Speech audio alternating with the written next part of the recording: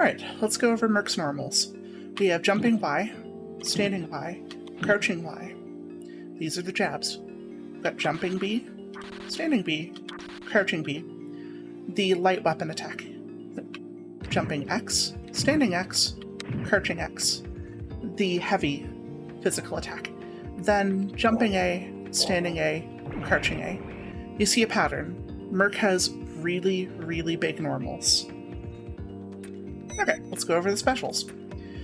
With the physical buttons at long range, you have access to the Vulcans. You can convince the crouching Vulcans to hit standing opponents, and you can chain a light Vulcan into a heavy Vulcan, which is not as important as it could be on Merc, but is still relatively useful. Next up, let's check out the basic specials. So we have her Dragon Punch, forward, down, down, forward, and the heavy version, which does several more hits and considerably more damage. There is also the shield. You can launch the projectiles in both a homing and a straightforward attack. And finally, the super. The super is relatively important because it hits OTG. Before I move on to anything advanced like combo starters, defense, counterplay, I want to make a quick note about Merc's normals. They are gigantic. Most of the time you want to be zoning, and you want to be offset from your opponent. And what I mean by that is, if they're on the ground, you usually want to be in the air. If they're in the air, you usually want to be on the ground. Merc is very good at hitting opponents from angles. Something very notable with Merc, jumping B is not an overhead, unlike your other jumping normals. And your jumping Y will often whiff against crouching opponents that aren't extremely tall. This very much changes how you want to approach attacking grounded opponents. Alright, so tick throws are pretty useful in Gundam, just like every other game.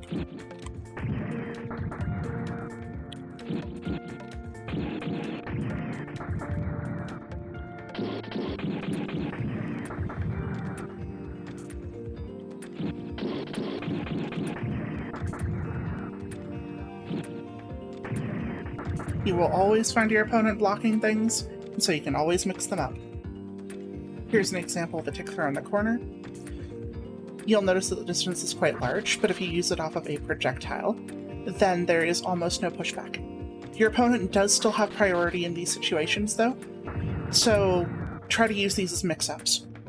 Otherwise, you might get thrown. So, talking about combo routes. Merc's most important combo route is always through X, and that is the most important normal. Because it launches, because it gives huge amounts of airtime. So, the X loop.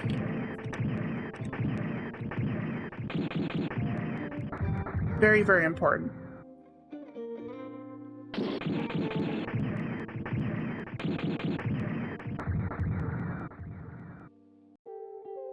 Fairly importantly, you can also crouch cancel the recovery of air normals to gain additional combo routes that may not otherwise be possible in those circumstances.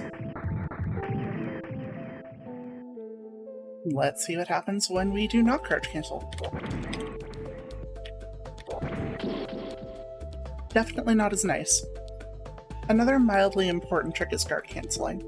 Merc is actually a horrible choice to do this with, but when you get hit in the face by someone like Heavy Arms, that shit can really punish you, so be careful how predictably you pressure your opponents. From here on out, I'm just going to demonstrate a whole bunch of combo routes that you can use to systematically shut down your opponents. Again, talking about how useful the X loop is. Very simple, very quick. Still takes half health. Even the simplest combos do pretty darn well at taking the opponent from one end of the screen to the other, and doing a respectable amount of damage.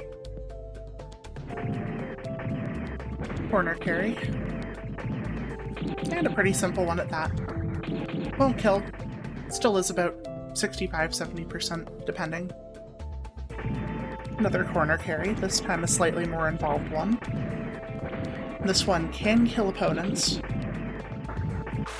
but it usually requires an OTG super, or an extra standing A link at the end of the combo, making it harder to connect with.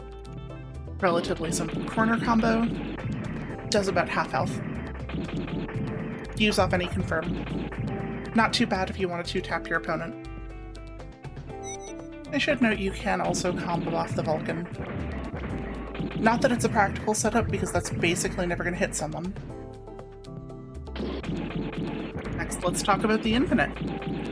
Merc has a very simple infinite, looping crouching B into the A slash. There's no tricks to this, it's very simple to execute. You get used to the timing very quickly. Please do not be a dick. We can also do the classic, homing shield into projectiles. This does a huge amount of damage for no good reason, and often results in a dead opponent. You can also use it as an unblockable setup. If they block it, they can't change guard, so a jumping normal into a crouching one, GG. This one's significantly longer, using a single infinite wrap, also using dash links. But for the extra trouble, you will definitely kill your opponent, and you don't have to rely on using an OTG super. Kind of important. And let's wrap things up with a meme, I think. Everyone loves projectile activation into, I guess, a glitched air super. It puts you in an interesting place for a throw, too, because they're right next to you after projectile hits. And I think I'll cut the video off here. Thanks for watching. Hopefully some of this was useful.